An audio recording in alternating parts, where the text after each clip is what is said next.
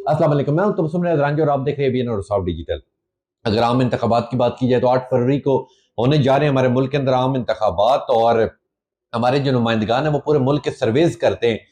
तो कुछ कुछ ऐसे हल्के जिधर बड़े तगड़े तगड़े मुकाबले हमें देखने को मिलते हैं। तो इसी हवाले से आज का जो हल्का है वो है NA 216 मटियारी, और मटियारी से हमारे साथ नुमाइंदे मौजूद हैं अब्दुल कय्यूम राजपूत साहब। बहुत शुक्रिया अब्दुल कय्यूम राजपूत साहब वक्त देने के लिए। कय्यूम साहब बताइएगा कि मटियारी में बशीर मेमन साहब उम्मीदवार है मुस्लिम लीग नून के, और इनके मुकाबले में मखदूम जमीलुज़्ज़मान साहब उम्मीदवार हैं पाकिस्तान पीपल्स पार्टी के। तो बड़ा तगड़ा देखने को हमें मुकाबला मिलेगा। तो बताइएगा कि इनमें से ज्यादा पोजीशन स्ट्रांग किसकी? जी, अगर मटियारी के बाकी इलाकों की बात की जाए, मतलब PS 57 और 56 की बात की जाए, तो इस दफ़ा इन सीटों पर भी मुकाबला होगा GDA का और नून लीग का। इस दफ़ा इस ज़िले में पीपल्स पार्टी को टफ टाइम दिया जाएगा।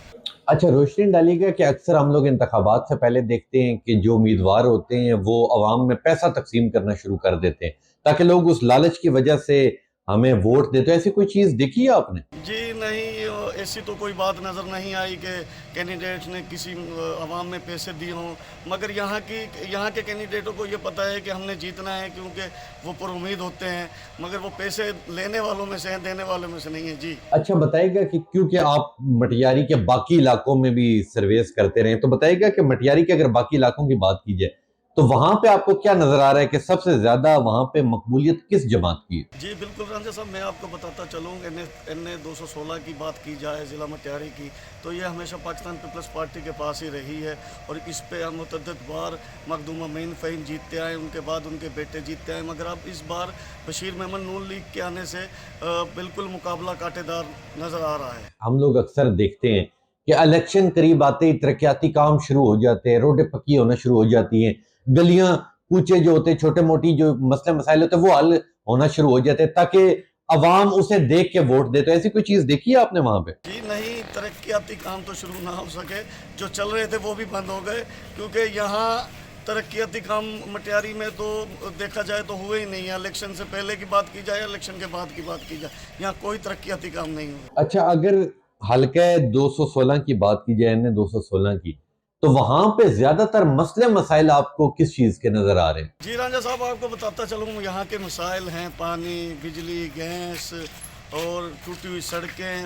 ना तालीम का निज़ाम दुरुस्त है, ना सेहत का निज़ाम दुरुस्त है। यहाँ मसाइलों का, ये मटियारी ज़िला मसाइलों का गढ़ है। यहाँ कभी भी ये मसाइल हल नहीं हुए लोगों के। 15 साल पाकिस्तान पीपल्स पार्टी हुकूमत में रही है, मगर ये मसाइल हल ना हो सके। गरीब आदमी पानी खरीदने पर मजबूर है। बहुत शुक्रिया अब्दुल कय्यूम राजपूत साहब, आपने मटियारी से NA 216 से हमें तमाम तर तफसीलात से आगाह किया। बहुत शुक्रिया।